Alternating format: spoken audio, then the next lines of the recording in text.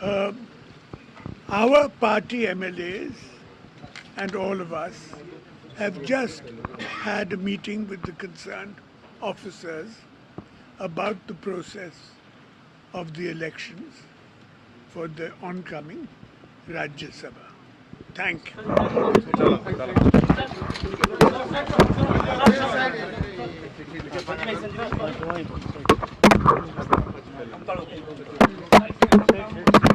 As I've said before, there is horse trading going on with the BJP party persons and their three Rajya Sabha candidates are all trying their best to horse trade, which, as you know, is an offense to win this democratic election. Thank you.